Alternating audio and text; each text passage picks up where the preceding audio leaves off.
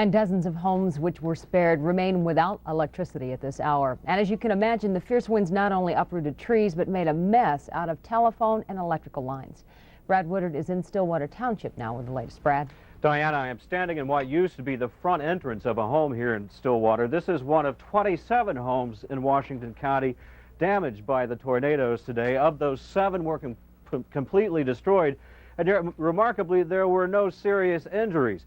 Damage estimates range between $2.5 million and $5 million. And while some homeowners have already begun the process of cleaning up, most are still struggling to comprehend the loss.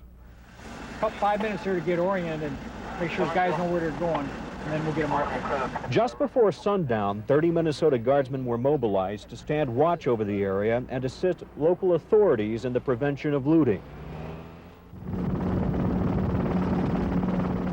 This after a tornado cut a 3-mile swath through Washington County, leveling buildings and uprooting trees. Where are these people? Are they all right? Witnesses say it struck without warning, fortunately at a time when most children were at school and adults at work.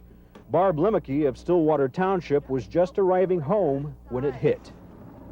There was no notice or anything. It was just raining hard, and I seen people pulled over in the ditch, and I thought, well, they just couldn't see it. I drove up and I saw all the houses gone.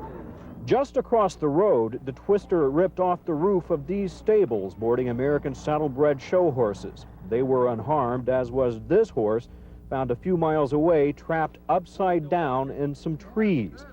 The damage to homes in nearby Grant Township was equally severe.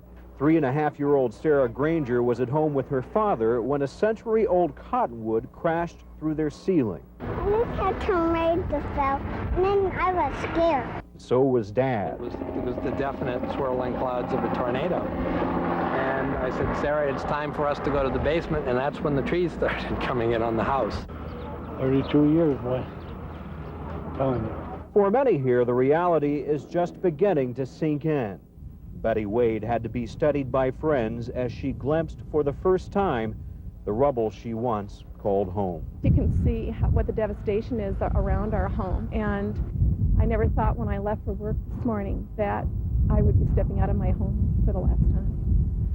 The only injury here today, a 3-year-old boy who suffered a minor cut to the head. He was treated and released at a local hospital.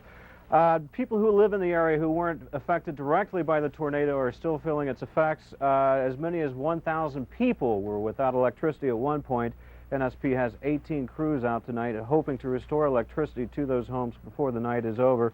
In addition to that, the National Guardsmen have blocked off County Road 15 in this area to reduce traffic and also prevent the possibility of looting. Back to you, Paul and Di. All right, Brad.